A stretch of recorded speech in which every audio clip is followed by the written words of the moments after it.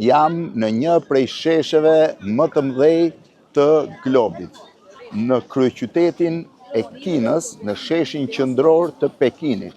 Tiananmen Square është një prej shesheve thash më të mëdhej të botës, 420.000 metra katror, 24 hektar të shtrira në qendër të qytetit.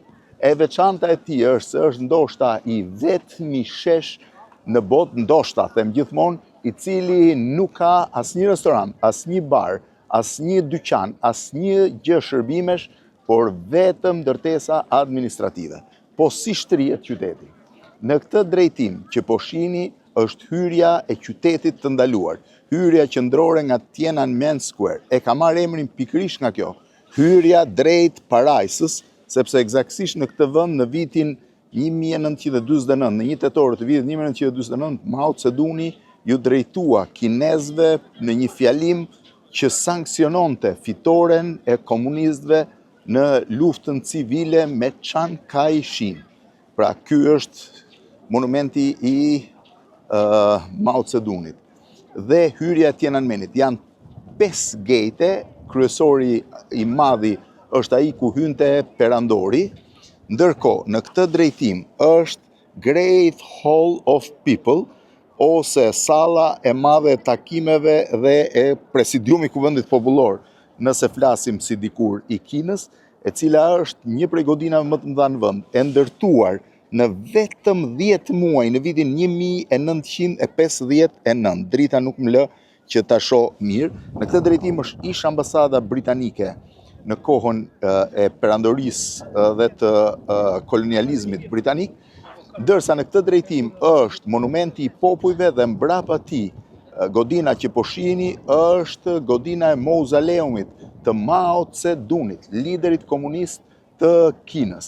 Në këtë drejtimin tjetër është Muzeu Historik i Kinës, një godinë po ashtu gjigande, dhe kjo është gjithë hapësira e sheshit Tiananmen, i cili është tash një nga 3 sheshet më të mëdhej të botës dhe njëkohësisht vendi më i rëndësishëm historik i Pekinit. Kjo është hyrja thash drejt Tiananmenit. Hyrja në sheshin Tiananmen nuk është e lirë, që prej disa vitesh, ndoshta nuk e di për çfarë arsye, ndalohet hyrja e lirë, duhet prenotosh hyrjen, duhet kalosh masa sigurie të jashtëzakonshme që nuk kanë qenë zakonshme për vitet e mëparshme, në mënyrë që të mbërrish brenda sheshit. Sheshi ka filluar ndërtohet në kohën e perandorisë, përballë është gate-i thash ku është dhe fotoja e Mao Zedongit, gate-i qendror i hyrjes në Tiananmen, dhe ka marrë formë kryesisht në kohën e periudhës komuniste, si simboli i fortë i po quaj e pushtetit të komunistëve në Kinë. Në këtë drejtim thash është pjesa e hyrjes Imperial Palace të Forbidden City. Në këtë drejtim thash është Great Hall of People, dhe gjithë pjesa këtej ka edhe muzeun.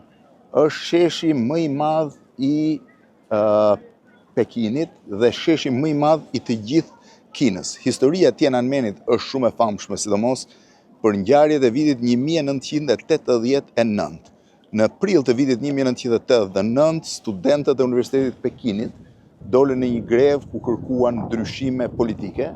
Midis tyre pati dhe shumë pedagog, më pas u bashkuan edhe po i quaj intelektual, shkrimtar, njerëz të famshëm, disident kinez, që prej prillit deri në qershor të vitit 1989 ata qëndruan në shesh duke protestuar pa lëvizur nga sheshi, ishin me 10.000 vetë, por në 3 dhe 4 qershor të vitit 1989 qeveria kineze e rrethoi Tiananmenin me tanke dhe ushtrarë të armatosur dhe ju kërkoi studentëve të largoheshin. Studentët nuk pranuan të largoheshin dhe mbas 3-4 ditësh negocimesh të dështuara, tanket hynë brenda sheshit Tiananmen.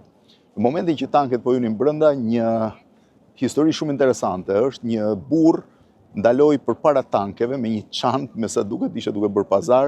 Ai u vendos përpara tankut dhe ndaloi tankun që të ecte në drejtim të studentëve. Për fat, një fotograf dhe një operator amerikan që ndodheshin në hotel Beijing, që është shumë afër sheshit Tiananmen, arritën ta filmojnë dhe ta fotografojnë, edhe pse më pas u bën kontrollet shumë të rrepta nga autoritetet kineze dhe nuk arritën ta gjejnë filmimin dhe foton, dhe fotoja u bë publike në të gjithë botën, duke konsideruar një nga fotot më të rëndësishme të shekullit 20. Protestat Tiananmenit u shtyp për thuajse 24 orë, asnjëherë nuk është marrë vesh se sa viktima janë, Kina e ka mohuar madje për të nuk flitet as si ngjarje, por që atëherë nuk ka ndodhur më asgjë, për shumë kohë sheshi ishte i hapur, ndërkohë që tani, nëse e shihni, sheshi është i mbyllur, ka kontrolle të mëdha sigurie. Unë po i afrohem pjesës së muzeut të Kinës tani, thash është më i madhi, shifeni. Ky është muzeu i Kinës. Në këtë drejtim është mauzoleu i Mao Zedongit. Mao Zedong ndroi jetë në 9 shtator 1976, ishte në kohën e miqësisë madhe shqiptaro-kineze. Madje në Shqipëri u mbajt një javë zie për Mao Zedongin. Unë kujtoj dhe vetë, miles televizionit shqiptar ndaloi çdo program dhe çdo gjë tjetër. Ai u balsamos dhe u vendos në mauzoleun e tij në qendër të Pekinit, e ndes sot është një figurë e respektuar dhe nderuar në Kinë. Madje fotoja e tij është përballë në sheshin Tiananmen. Ja, ti shkoj tani. Është në këtë pjesë, në hyrjen qendrore të Pallatit Imperial, që është edhe hyrje e mbyllur për momentin, nuk hyet, domethënë duhet hysh me masa të mëdha sigurie, po ta shihni ky shesh është kaq bosh pikërisht sepse mungojnë njerëzit. Duhet të bukosh, nuk e di sa është numri atyre që mund të hyjnë gjatë ditës në Tiananmen. Përballë është gjithë Forbidden City, qyteti i ndaluar. Ja, edhe pamja e Forbidden City.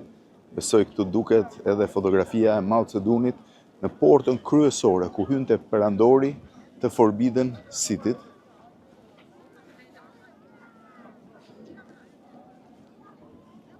Ndërkohë që ky është monumenti i madh i popujve, i ngritur po ashtu në qendër Tiananmenit. Sikur se thash, pra edhe njerë, një shesh me afro 420.000 metra katror, 44 hektar, një shesh pa restorant, pa bar, pas njësi shërbimi, vetëm administrativ, që është njëkohësisht sheshi më i madh ceremonial i globit, njihet me këtë emër, pra jo më i madh sipërfaqe, por më i madh ceremonial i globit, për arsye se këtu zhvillohen disa nga ceremonitë më të mëdha, duke përfshirë dhe mbledhjen e madhe të Komitetit Qendror të Partisë Komuniste të Kinës, nga sheshi Tiananmen, Pekin.